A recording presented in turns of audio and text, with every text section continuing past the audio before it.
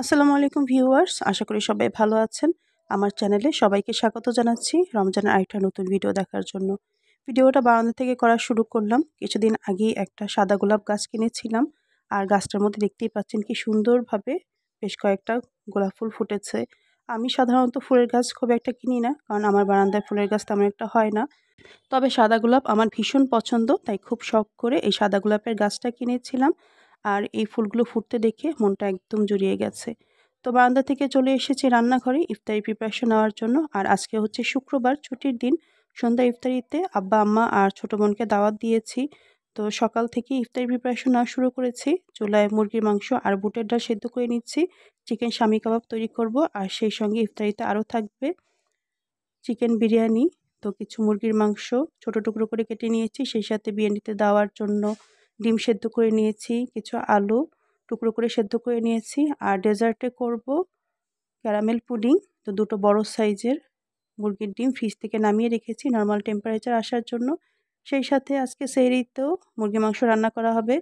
আর এই তো বাজার থেকে পাবদা মাছ আনা হয়েছে, মাছগুলো পরিষ্কার করতে হবে। তো এখন অবশ্য সকালবেলা, তবে ইফতারি প্রিপারেশন সকাল থেকেই শুরু করেছি যাতে বিকেলবেলা খুব একটা তাড়াহুড়ো করতে না হয়। তো মুরগির মাংস টুকরো করে কিছু বুটের ডাল সহ চুলায় আগেই বসিয়ে দিয়েছিলাম। এখন এর মধ্যে মশলা দিয়ে দেব।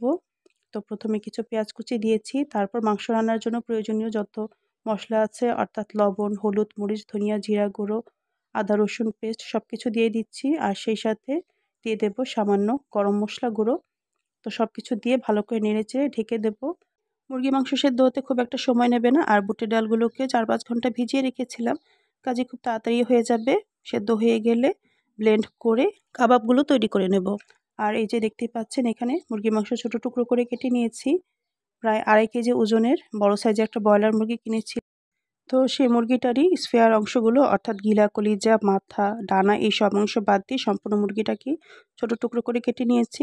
এখন সব ধরনের মশলা দিয়ে মাখিয়ে ম্যারিনেশনের জন্য রেখে দেব। আর বিকেলবেলা বিরিয়ানিটা রান্না করে নেব। তো প্রথমেই আমি আদা রসুন পেস্ট দিয়েছি, সেই সাথে দিয়েছি 2 টেবিল চামচ পরিমাণে পানি ঝরানো টক দই। তারপর সব ধরনের গুঁড়ো মশলা দিয়ে দিয়েছি অর্থাৎ হলুদ, মরিচ, ধনিয়া, জিরা, গরম মশলা গুঁড়ো। সেই সাথে দিয়েছি 2 টেবিল চামচ গুঁড়ো দুধ আর টমেটো সস। এই তো সব কিছু দিয়ে মাখিয়ে মুরগির মাংসের টুকরোগুলোকে ফ্রিজে রেখে দিয়েছিলাম।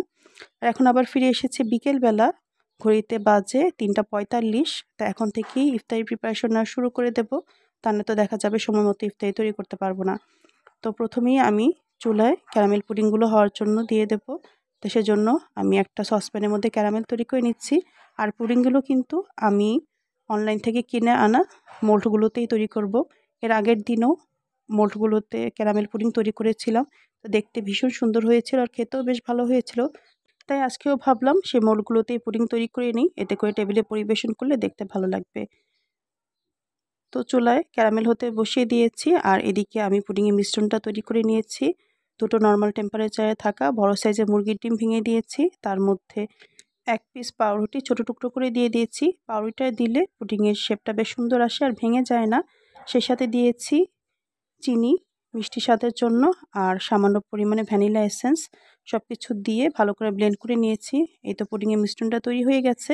আর ওইদিকে কিন্তু চুলায় ক্যারামেলও তৈরি হয়ে গেছে। এই তো মোল্ডগুলোর মধ্যে ক্যারামেল দিয়ে দিচ্ছি। তারপর সবগুলো মোল্ডের মধ্যে পুডিংয়ের মিশ্রণটা দিয়ে চুলায় ভাপে বসিয়ে দেব। তো আমাকে পুডিং তৈরি করতে হবে 7টা, তবে মোল্ড আছে 4টা, তাই 2বারে পুডিংগুলো তৈরি করে নিতে হবে। তো প্রথমবার পুডিং হওয়ার জন্য মোল্ডের মধ্যে মিশ্রণ দিয়ে ঢাকনাগুলো লাগিয়ে চুলায় ভাপে বসিয়ে দেব। চুলায় আগে থেকে একটা কড়াইয়ের মধ্যে পানি বসিয়ে দিয়েছিলাম, পানিটাও কিন্তু ফুটে উঠেছে।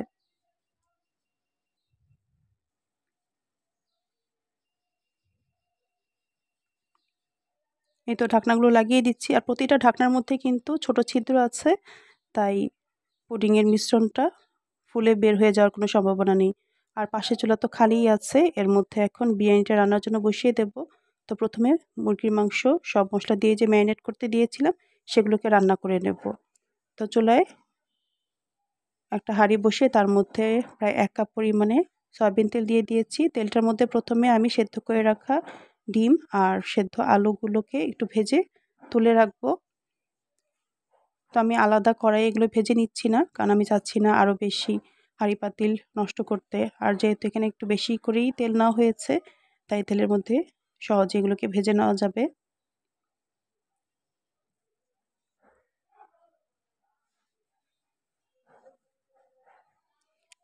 এই তো ডিম আর আলু ভাজা হয়ে গেছে, এগুলোকে তুলে নিচ্ছি। তারপর এই তেলের মধ্যে আমি কিছু পেঁয়াজ বেরেস্তাও তৈরি করে নেব। এবার যেহেতু রমজানের প্রিপারেশন আগে থেকে নেওয়া হয়নি, তাই সব কিছুই আমাকে ইনস্ট্যান্টলি করতে হচ্ছে। তো পেঁয়াজ বেরেস্তা হয়ে যাওয়ার পর কিছু পেঁয়াজ বেরেস্তা তুলে নিয়েছি, আর বাকি যে পেঁয়াজ বেরেস্তা ছিল তার মধ্যে আরও কিছু পেঁয়াজ কুচি দিয়ে সামান্য লবণ দিয়ে ভেজে নিচ্ছি। তারপর এর মধ্যে আগে থেকে কেটে রাখা টমেটোর টুকরো দিয়ে ভালো করে ভেজে নেব। আর মুরগির মাংস টুকরোগুলো ম্যারিনেশন করার সময় আমি কিন্তু সেখানে কোনো লবণ ব্যবহার করিনি। এই তো পেঁয়াজ আর টমেটো ভাজা হয়ে গেছে, এখন আগে থেকে ম্যারিনেট করে রাখা মুরগির মাংসের টুকরোগুলো দিয়ে ভালো করে কষিয়ে নেব।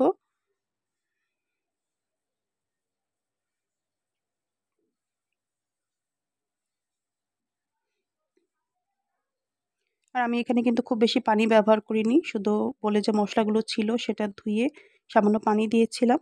আর মুরগির মাংসগুলো হয়ে যাওয়ার পর যে পেঁয়াজ বেরেস্তাগুলো তুলে রেখেছিলাম তার মধ্যে চিনি আর গুঁড়ো দুধ মিশিয়ে দিয়ে দিয়েছিলাম। তারপর আগে থেকে ধুয়ে রাখা 1 কেজি পোলাওয়ের চাল দিয়ে ভালো করে নেড়ে চেড়ে পরিমাণ মতো গরম পানি দিয়ে দিয়েছিলাম, আর সেই সাথে কিছু কাঁচামরিচ দিয়ে দিয়েছিলাম। তো বিরিয়ানি রান্না কিন্তু প্রায় কমপ্লিট হয়ে গেছে, বিরিয়ানিগুলো 80% হয়ে গেছে। আর এই যে মুরগির মাংসের শামি কাবাবগুলো আমি ভেজে তুলে নিয়েছি। আর এখন বিরিয়ানিটাকে দমে বসিয়ে দেওয়ার পালা। আগে থেকে সেদ্ধ করে রাখা ডিম আর আলু দিয়ে দিলাম, সেই সাথে দিয়ে দিলাম সামান্য পরিমাণে গোলাপ জল কেওড়া জলের মিশ্রণ, উপর থেকে ঘি ছড়িয়ে দিচ্ছি, সেই সাথে সামান্য পরিমাণে জাফরান এসেন্স চারপাশ থেকে একটু দিয়ে দেব সুন্দর ফ্লেভারের জন্য। তো এই হচ্ছে আমার বিরিয়ানির ফাইনাল লুক। তো ইফতারির সময় প্রায় হয়ে গেছে, আমার আম্মা আব্বা আর বোনও চলে এসেছে। তো আম্মাকেই বললাম প্লেটে বিরিয়ানি পরিবেশন করে দেওয়ার জন্য। তো ইফতারিতে তো প্রায় প্রতিদিনই ভাজা পোড়া খাওয়া হয়, তা মাঝে মধ্যে একটু অন্যরকম আইটেম করলে কিন্তু ইফতারিতেও নতুনত্ব আসে আর খেতেও বেশ ভালো লাগে। এই তো টেবিলে সব খাবার দাবার পরিবেশন করা হয়ে গেছে। চিকেন বিরিয়ানি, সেদ্ধ ডিম সহ পরিবেশন করেছি, সেই সাথে টমেটো, গাজর আর শসা দিয়ে সালাদ তৈরি করেছি। আমার আম্মা আসার সময় খুব সুন্দর একটা কেক তৈরি করে এনেছে। আমার তৈরি করা পুডিংগুলো পরিবেশন করেছি, সাথে আছে চিকেন শামি কাবাব, খুরমা। আর খুব বেশি ফলমূল কাটিনি, ইফতারি করার পর ফলমূল কেটে নেব। আম্মা আব্বা অবশ্য আসার সময় দইও নিয়ে এসেছে। তো ইফতারির সময় প্রায় ঘনিয়ে এসেছে, এখন সবাই টেবিলে বসবো। তবে টেবিলে বসার সময় একটু ঝামেলা হয়ে গেছে। আমার 2 মেয়ে টেবিলে কে কোন চেয়ারে বসবে সেটা নিয়ে তাদের মধ্যে একটু মনোমালিন্য চলছিল। দুজনেই চাইছিল নানু আর খালামণির মাঝখানে বসতে, তো অনেক বুঝিয়ে শুনিয়ে তারপর 2 জনকে টেবিলে বসানো হয়েছে। এ তো দেখতেই পাচ্ছেন মানহাকে অনেকটা ঠেলে নিয়েই টেবিলে বসানো হয়েছে, ওর মনটা বেশ খারাপ। তারপর অবশ্য একটু স্বাভাবিক হয়ে গেছে। তো ইফতারির সময় প্রায় ঘনিয়ে এসেছে, কিছুক্ষণের মধ্যেই মাগরিবের আজান দেবে। সবাই একসঙ্গেই টেবিলে বসে আজকে ইফতারি সেরে নেব। তো একবারে ফিরে আসছি ইফতারির পরে।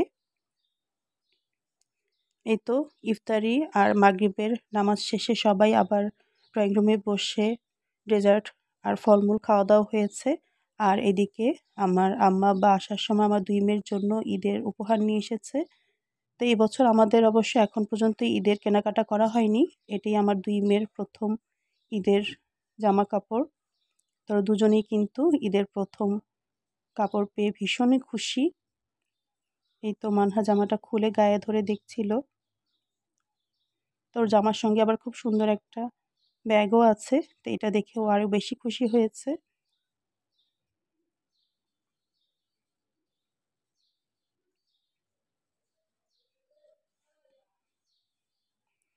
এই তো মানহা ব্যাগটা গলায় ঝুলিয়ে দেখছিল কেমন লাগে।